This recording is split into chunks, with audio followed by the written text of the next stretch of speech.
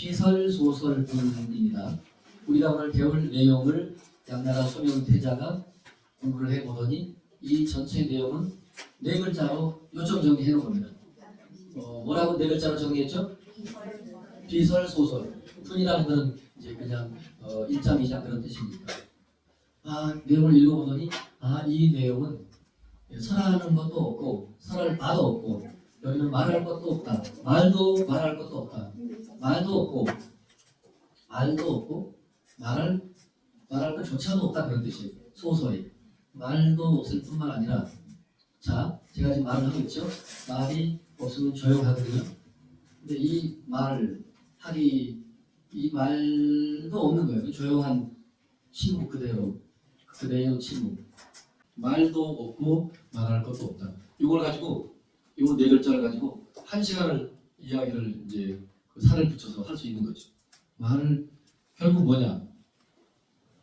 이 우리가 지금 배우고 있는 금강반야바라밀경은 핵심이 그 반야라고 하는 지혜를 드러내는 데 있어요. 지혜. 반야를 드러내는 게 이 금강경 이 책의 어떤 면에서는 핵심 중에 핵심이에요. 반야를 드러내는 거예요. 반야. 결국 금강경은 반야를 드러내는 데 있다. 다른 말로 지혜를 드러내는 데 있다. 그런데 그 지혜가 드러나고 나면 잘 보세요. 그 지혜가 딱 나타나고 나면 이게 처음부터 끝까지 다 연결되는 소리예요. 딱 지혜의 광명이 자기 앞에 나타나고 나면 설할 말도 필요가 없는 거예요. 이 비설이에요. 소설 아니 일자 나중에 새겨요. 설도 설명할 설자죠. 말이라고 번역했죠. 말도 그 반야광명이 드러나고 나면 말할 것도 없는 거죠. 말도 필요 없고 소설 말할 것도 없다. 그렇게 되는 거죠. 그래서 우리가 이제 그 한문에서는 능소라는 말을 많이 써요. 능은 자기 자신 주관적인 거를 능이라고 그러고 소는 이제 그 객관적인 거를 소라고 그래요. 여기서 소설은 이제 말할 바도 없다. 그렇게 되는 거죠. 결국은 처음부터 끝까지 우리가 공부를 하지만 끊임없이 그 나라고 하는 아집을 내려놓고 또 나 이외의 객관 세계 거기에 대한 집착도 내려놓는 거죠. 그래서 그걸 너무 광범위하게 설명하면 또 힘들으니까 우리 인간의 국한에서 오원을 가지고 많이 말을 해요. 오원. 지금 반야신경 매 주마다 읽을 때도 오원이 뭐죠? 색수상행식. 그런데 이제 쉽게 말해서 금강경에서는 오온. 그걸 또 달리 말해요. 색수상행식. 금강경은 이제 여기 아까 육근 할 때는 안, 이, 비, 설, 신 5개의 우리 몸 기관을 5으로 나눴고 의식은 그냥 정신은 의식의 뜻 있잖아. 그거 하나로 끝냈잖아. 그죠? 앞에 5개는 몸의 기관이고 뒤에 의식할 때 그거는 우리 정신을 말한다 이거죠. 나중에 그 의식을 안, 이, 비, 설, 신의 6번째 있어서 육식이라고 하고 우리 의식할 때 의를 식자를 붙여서 육식 그래요. 그 다음에 좀 이해하기 쉽게 조금 잠재의식을 칠식 그래요. 칠식, 7칠자. 근데 불교 전문 용어는 이제 만화식이라고 해요. 그리고 8번째 좀 무의식의 경지 정도 가면 그 알라야식, 아레야식 뭐 이런 용어로 써요. 아레야식, 알라야식. 다른 말로 팔식 그래요. 자 따라하세요. 의식은 육식입니다. 육식, 칠식, 팔식, 구식까지 나갑니다. 그러면 의식은 우리 그야말로 지금 보고 듣고 하는 의식의 차원이고, 칠식은 잠재의식이고, 팔식은 무의식이고, 제9 백정의식 그래요. 흰백자 청정할 정자를 써서 제9 백정의식이 있는데 그 제9 백정의식은 깨달은 성자의 정신을, 깨달은 성자의 마음이라 해야 되나? 깨달은 성자의 그 정신을 제9식이라고 해요. 70, 80, 우리는 잠재의식, 무의식을 왔다 갔다 하면서 느끼기도 하고 못 느끼고 할 뿐인데, 깨달은 성자들은 이제 새로운 정신이 개발된 거죠. 그 새로운 그 정신은 완전 순수하고 청정하고 때가 없다 해서 무구 백정식 그래요. 없을 무 때구, 무구. 때 없다, 때가 원산적 없는 흰백자. 청정할 정자 백정심. 그러니까 순수한 청정심이라는 뜻이죠. 그거 청정심 하면 되는데 어렵게 이제 설명한 거죠. 그래서 이 금강경에서는 이제 오원이라는 말도 나오고 색수상행식 색 몸을 그냥 색 하나로 반대로 몸을 색 물질 하나로 퉁치고 마음을 육근할 때는 육식할 때는 그 의식 하나로 이렇게 말했는데 오원에서는 수, 상, 행, 식 네 가지로 우리의 정신을 나눠서 설명해 준 거예요. 더 세분해서 수, 감수작용 우리 반야신경 매일 읽었죠? 뭐 지각하는 작용 이런 식으로 넷으로 나눠서 설명했는데 금강경은 결국은 우리들이 그 자기 자신에 대한 집착뿐만 아니라 나의 객관 세계에 대한 그런 모든 집착을 이제 내려놓게 그런 이집을 두 가지 집착을 이집 그래요. 자 따라하시면 아집, 법집. 그 아집, 법집을 내려놓는 것이 금강경 공부의 전부 다예요. 사실 본문을 전통식으로 읽습니다. 시작. 수고리야 여무리야 내가 자신여모대 아당유소설법이라 자신여미니 아이고야 니니언여내가 유소설법이라 하면적이라 대하소설문이라 소설이라 설법자는 무법 가설을 신경설법이니 이치의 경수보리가 백불은 하산의 세존이시여 하유중생이여 이래세에 문설 시범하고 생신신분이 불은 하산의 수보리야 비비중생이며 비불중생이 아이고 수보리야 중생자는 열애가 설비중생이 지경중생이라. 자 243페이지 해설을 읽도록 하겠습니다. 시작. 수보리야 그대는 이러한 말을 하지 말라. 열애는 스스로 나는 반드시 설법한 것이 있다라고 생각할 것이다 라고 말하지 말라. 그런 생각도 하지 말라. 왜냐하면 만약 어떤 사람이 말하기를 열애는 설법이 있다라고 한다면 이것은 곧 부처님을 비방하는 것이죠. 수보리야 설법한다는 것은 설할 수 있는 법이 없고 그 이름이 설법일 뿐이니라. 또 그때 지혜를 생명으로 수보리가 부처님께 사하였습니다. 세존이시여 매우 많은 중생들이 이 다음 세상에 이러한 도리를 설명하는 것을 들으면 이런 마음이 나겠습니까? 부처님께서 말씀하셨습니다. 수보리야 그들은 중생이 아니며 중생이 아님도 아니다.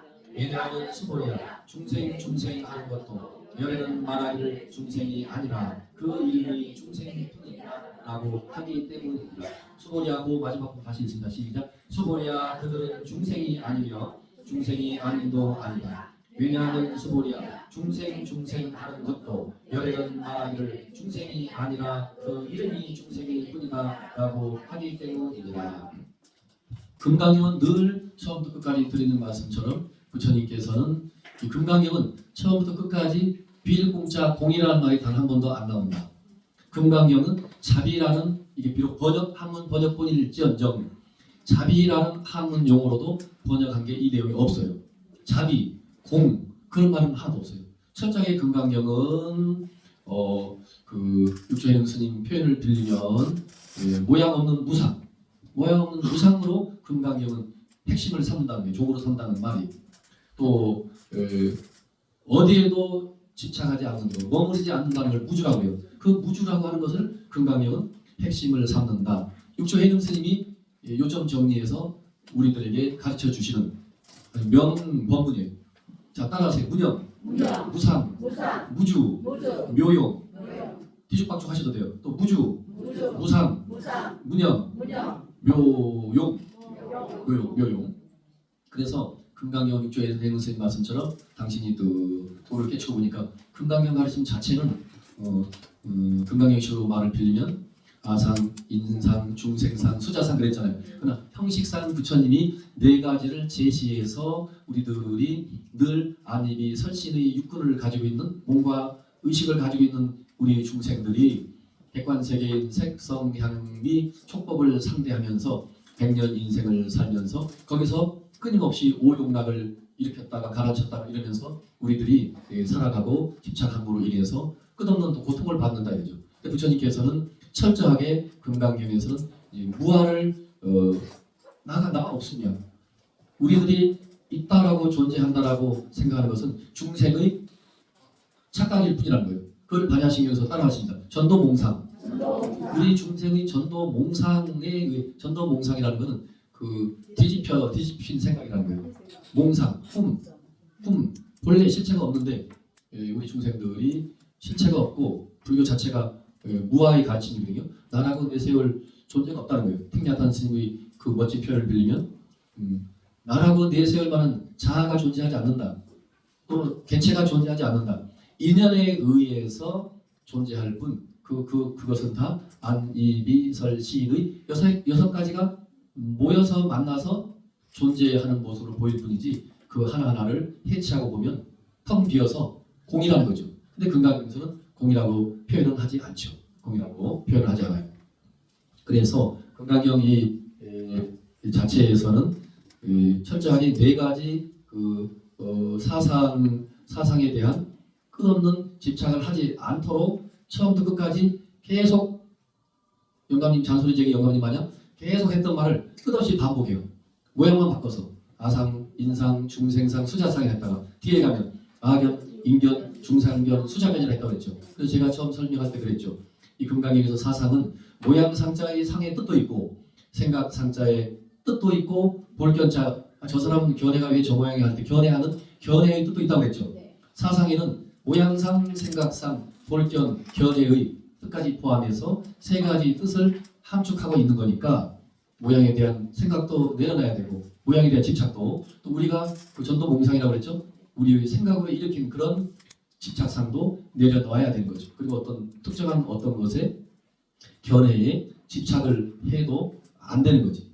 이 우리 스님께서 이제 그 첫 그 타이틀에 아집과 법집을 깨뜨리면 이 세상 그대로 평화나 이렇게 해놨죠. 이거 나는 못 봤는데 처음 보는 거예요.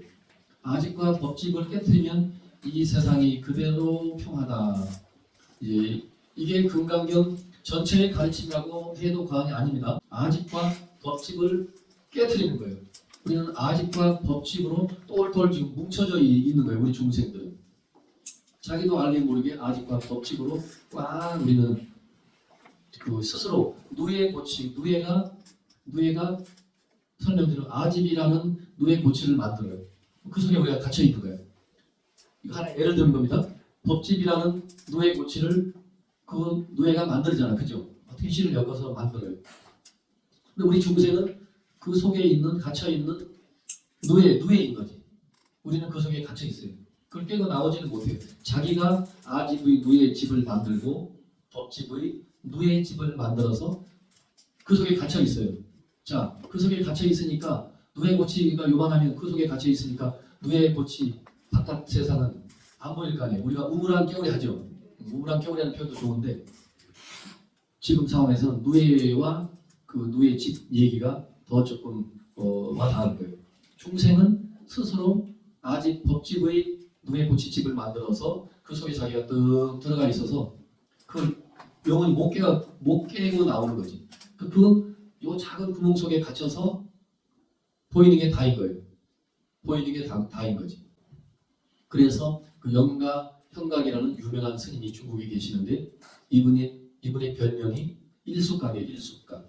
육조해능 스님을 잠깐 하룻밤 만나고 육조해능 스님을 통해서 최종적인 깨달음을 얻고 그리고 육조해능 스님이 이제 나를 인정해줬구나 싶어서 큰 스님 감사드린다 그리고 멋지게 문답을 하고 문답 속에서 큰 깨달음을 얻고 이제 떠나겠습니다. 저는 큰 스님을 통해서 공부를 다 완성했습니다. 하고 떠나려 하는데 뭐 이렇게 바쁘노? 하룻밤 자고 가야 되는 거예요. 그래서 별명이 하룻밤 잤다 해서 일숙입니다. 일숙. 한일 잠잘숙. 깨달을 각자 일숙각이에요. 별명이 일숙각이야. 이분이 하신 말씀이 있어요. 대쪽 같은 대쪽, 이 대통, 이 구멍 조그마한 요 대나무 요 망원경 같은 요 속으로 이렇게 지금 제가 쳐다보고 있잖아요. 요걸로 보이는 우리 중생들이 이 작은 소견으로 이렇게 보고 자기가 보니 작은 소견으로 보는 세상이 다라고 생각하지 말아야 해요. 대쪽 같은 요 대쪽으로 바라보는 세계가 다가 아니다 이거지. 이걸 보면 이 넓은 세상이 다 보이잖아요.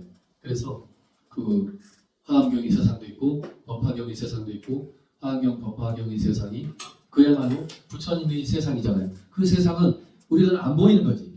뇌가 뇌 고치 속에 갇혀 있는 거니까. 근데 누가 가둬놓은 건 아니에요. 우리 중생 스스로가 아직 법집이라는 누의 고치집을 만들어서 우리는 갇혀 있는지도 모르고 갇혀 있는지도 모르면서 인생 100년을 그 나름대로 갇혀 있는 몰라요. 그냥 그렇게 살아갈 뿐이에요. 그 수보리야 그대는 이러한 말을 하지 마라. 열애는 스스로 나는 반드시 설법한 것이 있다라고 생각할 것이다라고 말하지 마라. 수보리한테 부처님이 어떻게 보면 아주 정중하게 또 간절하게 수보리를 깨워주는 말씀인데 수보리의 속마음을 타심통으로 아시고 수보리가 이런 생각할 거다. 부처님께서는 지금 반드시 설법을 하고 계신다라고 생각한다면 너는 큰 오산이다. 나는 설법한 바가 없음. 지금 말한 이 모든 게 설법인데도 불구하고 부처님께서는 혹시 나보다 설법을 하고 있다라고 수보리가 생각한다면 큰 오산이야. 나는 설법한 사실이 없어. 안 했다. 요만큼도 우리 부처님은 이 1250명 대중을 앞에 놓고 지금 법문을 말씀을 금강경에 이 반야의 물을 뜨라는 이런 말씀을 하셔놓고도 한 바가 없다. 왜냐하면 만약 어떤 사람이 말하기를 부처님 즉 열애는 설법이 있다라고 한다면 이것은 곧 부처님을 비방하는 것이 된다. 누가? 부처님이 금강경을 이렇게 설법하셨고 1250명을 위해서 끊임없이 아집 법집을 내려놓으라 했고 사상을 내려놓으라고 끊임없이 하셨죠. 끊임없이 하셨는데 여기서는 부처님께서 그런 말 하지 마라. 나보다 설법을 아집 법집을 내려놔라, 사상을 내려놓으라, 뭐 반야의 물을 떠라 이런 설법을 했다라고 만일 수보리가 생각한다면 너는 열애를 즉 부처님을 칭찬하는 게 아니고 오히려 욕보이는 거다, 비방하는 거다. 부처님은 한 법도 설법한 바가 없다.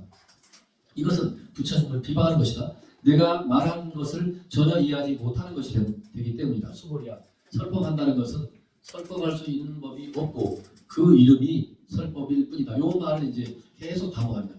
설법한다는 것은 설법할 수 있는 법이 없고 법 진리를 우리가 지금 말로 이렇게 설명한다고 하지만 말로 해줄 수 없다는 거죠. 말로 해줄 수 없음을 이제 강조하는 거죠. 그래서 이름만 설법이라 하지 아무리 1시간 2시간 이것이 진료 저것이 진료 설명하고 설법한다 하지만 그건 말일 뿐이지 진리 자체가 될 수 없죠.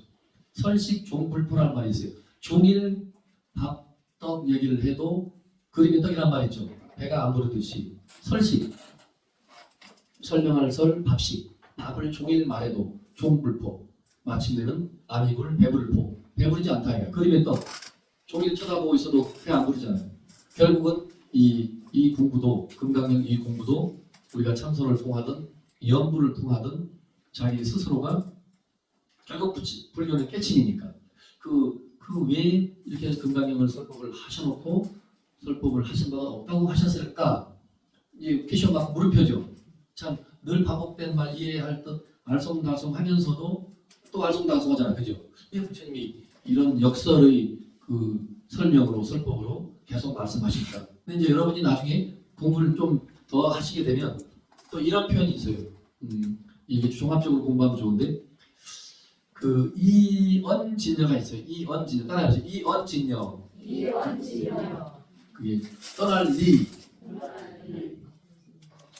말씀원 참진 같을 영. 그래서 말을 떠난 진여가 있어요. 말을 떠난 진여 자성 그러죠. 우리의 자성. 지금 금강경으로 말하면 반야를 아무리 설명하고 아무리 설명을 하지만 말로는 그 반야를 다 설명할 수 없다 이거죠. 그래서 이언 진여예요. 진여를 다른 말로 하면 반야가 돼요. 진실여여한 우리의 참 생명을 불교의 전문 멋진 용어로 진여자성 그래요. 네 글자로 진여자성. 줄여서 진성 그래요. 참성품. 진성 또는 두 글자로 진여 그래요. 진여. 참진 같으려. 진여. 그래서 또 자성. 우리의 성품. 자기 마음을 불교에서는 흔하게 쓰는 말인데 일반인들이 처음 들으면 어렵죠. 자성. 그 자성이 뭐야? 자기의 성품. 자기의 마음자리를 자성 그래요. 근데 이 진여자성을 우리는 진여자성이 드러나지 지금 않았다라고 계속 반복하고 있는 거죠. 누의 고치 속에 우리는 아직 법칙의 누의 고치 속에 아상, 인상, 중생상, 수자상이라는 누의 고치 속에 우리가 늘 스스로가 이제 갇혀 있는 거죠. 그러니까 진여자성을 늘 가지고 우리가 살고 있는 거예요. 반야가 지혜라고 그랬죠. 반야 광명, 반야가 지혜죠. 지혜를 늘 가지고 우리는 늘 24시간 365일 100년 인생을 살면서 늘 지혜, 생명, 진여자성과 늘 같이 살면서 우리에게 안 보일 뿐인 거지. 안 보일 뿐이라는 거죠. 그런데 공부를 이제 하게 되면 나중에 말을 떠나서 진여라고 하는 것은 진리라고 하는 것은 지혜라고 하는 것은 말을 할 수 없어. 말을 떠나 있는 거다 그래요. 이언진여예요. 진여는 말을 떠나 있다. 말을 떠나 있다 그래요. 이런 표현이 있고 자 따라하세요. 의언진여. 의지할 의.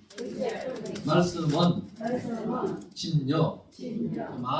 진여는 말을 떠나 있기도 하고 요거를 잘 여러분이 듣고 이 다음에 활용하시면 좋아요. 진여는 진여는 반야는 말을 떠나 있기도 하지만 자, 말을 빌려요. 말을 의지한다는 거예요. 말을 의지해서 문자를 의지해서 진여를 표현하기도 하는 거예요. 이해되셨어요? 금강경 전체가 달리 말하면 의언진여인 거예요. 진여자성을 진리를 그 깨달음을 반야바라미를 말과 문자를 의지해서 부처님께서 이렇게 저렇게 끊임없이 설명을 또 해주고 계시잖아요.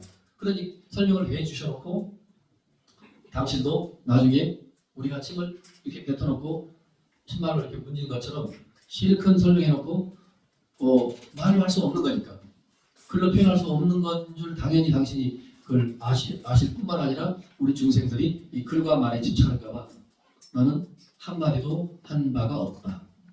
진여는 말로 표현할 수 없어요. 근데 때로는 말로 하지 아니하면 말을 하지 않으면 우리가 어떻게 알아요? 그죠? 글이 아니면 우리가 어떻게 알 수 있냐고. 그러니까 어떻게 보면 그 앞뒤가 안 맞는 소리 같지만 진여라고 하는 것은 진리라는 것은 말로 다 표현할 수 없다. 그러나 또 그 말과 문자가 아니면은 또 어떻게 또 가르쳐 줄 방법이 없잖아요. 그런데 이제 중국으로 오면 선종이 발달하면서 이 글과 문자, 글과 말로 하는 불교를 중국 선종에서 대승불교의 그 끝 지점이 참선하는 선종이 되거든요. 또 여러분 그렇게 아셔야 돼요. 대승불교의 마지막 끝 종착이 선불교예요. 자 따라서 대승불교의 그 최종 종착지가 참선하는 선종이다. 대승불교의 아주 최고의 그 높은 단계가 이 선종이라 할 수밖에 없어요. 그래서 이 선종, 즉 마음신자 신종에서는 결국은 이 책도 이제 나중에 덮잖아요. 책을 덮고 직접 말을 할 수 없으니까 내가 말로 의지해서 금강경 법화경을 1년 10년 설명을 해줄 수도 있지만 그거는 설명일 뿐이다. 직접 체험을 해야 된다. 그래서 앉아서 자기하고만의 자기하고의 만남의 시간을 가져야 되죠. 자기하고의 만남의 시간을 갖는 그것이 이제 참선이 되는 거죠. 그래서 여기 이제 수보리는 공부 지금 읽은 그대로 이 지금 금강경에서의 부처님과 또 다른 주인공입니다. 부처님의 멋진 답변을 유도해내는 그 멋진 제자인 거죠. 만일 수보리가 아무런 질문을 안 했으면 이 금강경은 이 세상에 존재하지 않아요. 그것이 이제 금강경에서 말하는 자 따라하십니다.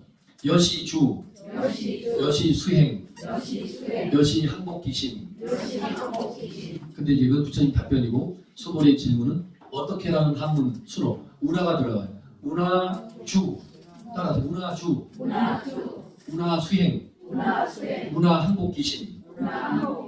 금강경에서 그 처음과 중간에 몇 번씩 나옵니다. 어떻게 수행자로서 머물며 어떻게 수행자로서 수행을 하며 어떻게 수행자로서 그 이 아직 법집의 그 우리의 못된 그 나쁜 그런 것들을 다 항복받고 내려놓게 할 수 있느냐는 질문인 거예요. 근데 이 구마라직의 번역에서는 여시 수행이라는 말을 번역을 안 하고 뺐다 이거죠. 그래서 서유기에 등장하는 삼장법사는 다시 인도에서 공부하고 인도 금강경을 들고 와서 번역해 보니까 여시 수행이라는 말이 원전에 있는데 이 구마라집 스님은 왜 여시 수행이라는 말을 뺐을까? 자기는 그냥 원전의 그 번역을 그대로 하겠다 이거예요.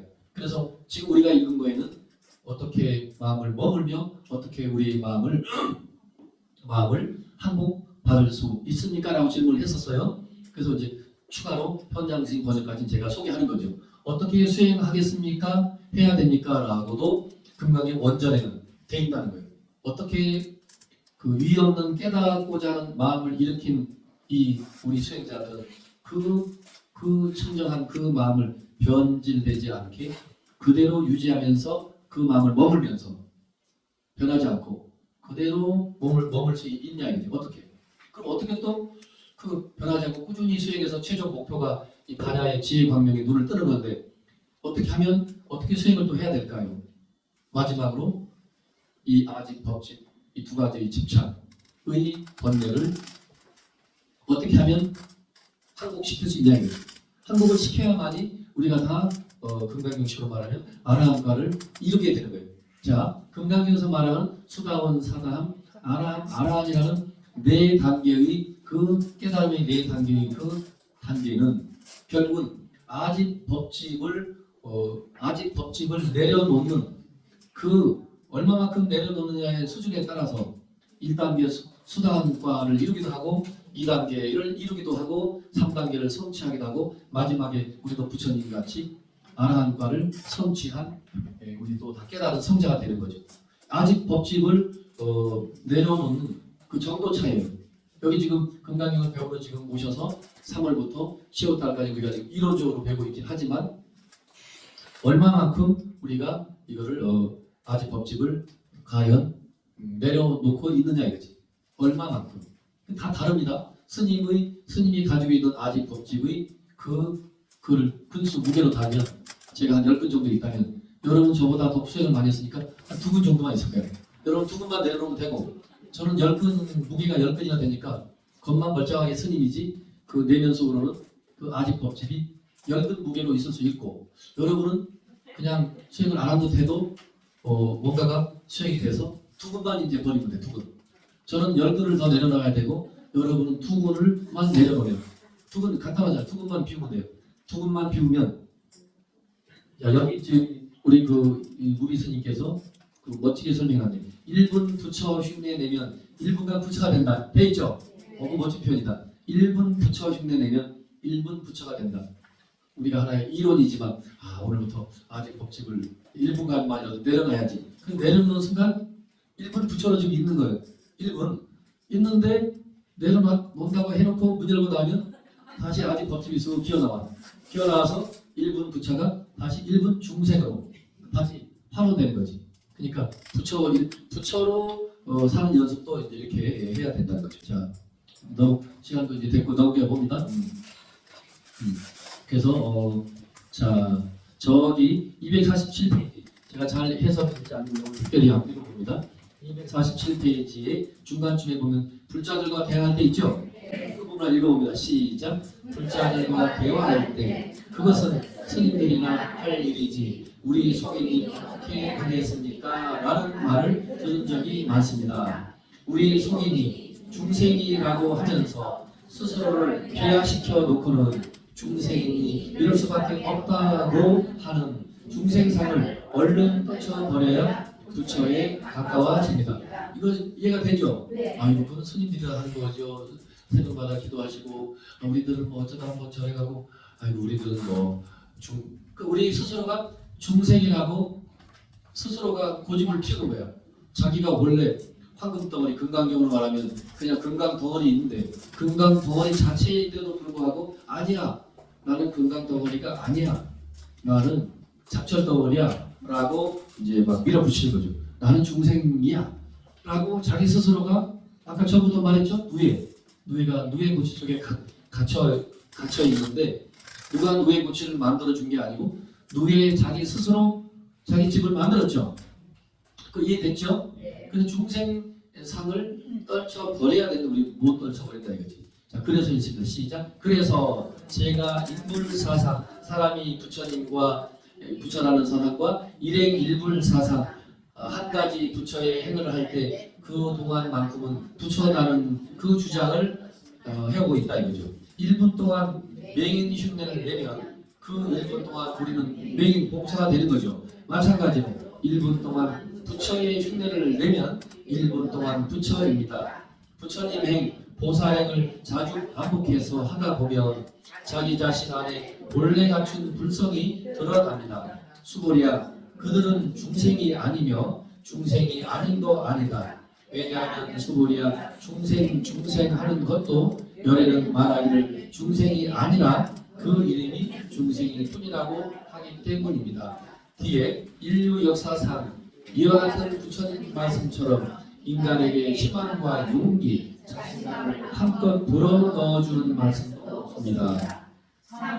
중생은 중생이 아니라 이 이름이 중생이라고 하는 법문을 통해 우리가 갖고 있는 중생의 틀을 과감히 깰 수 있어야 합니다. 자기 자신, 배우자, 자녀, 이웃에 대한 틀, 고정관념을 깨면 다르게 보입니다. 모든 사람이 부처님으로 보입니다. 나의 시각, 나의 마음에 달린 것이지 대사는 아무 잘못이 없습니다. 이 위대한 가르침을 통해서 시각을 바로 잡아야 합니다. 고정관념을 깨고 색안경을 벗고 그대로 투명하게 모든 대상과 존재를 부처로 바라보는 안목을 가지시길 바랍니다. 그동안 제가 이 비슷한 말을 많이 해서 여기도 색안경이라는 말이 나오네요. 우리 무비 스님도 색안경이라는 그 인용을 하셨군요. 저도 늘 사상의 색안경을 벗자고 그랬잖아요. 그죠? 아상의 색안경, 인상의 색안경, 중생상의 색안경, 수자성의 색안경. 이제 그걸 다시 두 배로 뭉뚱거리면 아집이라는 색안경. 그죠? 따라하세요. 아집의 색안경. 법집의 색안경을 벗어 던지고 사람은 본래 부처라고 바로 보아야 한다. 그러니까 사람이 다 부처라는 거죠. 사람이 다 본래 부처고 몰라서 그렇지 우리가 누에의 집을 짓고 그 속에 갇혀 있어서 그 바깥에 그 깨달음의 세계가 안 보여서 그렇지 사실은 그 속에 갇혀있나 갇혀있지 않나 갇혀있지 않나 우리는 본래 이제 근본으로 들어가면 자 따라가십니다. 마지막 우리는 근본으로 들어가면 모두 다 부처님이요 부처님 생명이요 지혜 광명이요 지혜 생명일 뿐이다.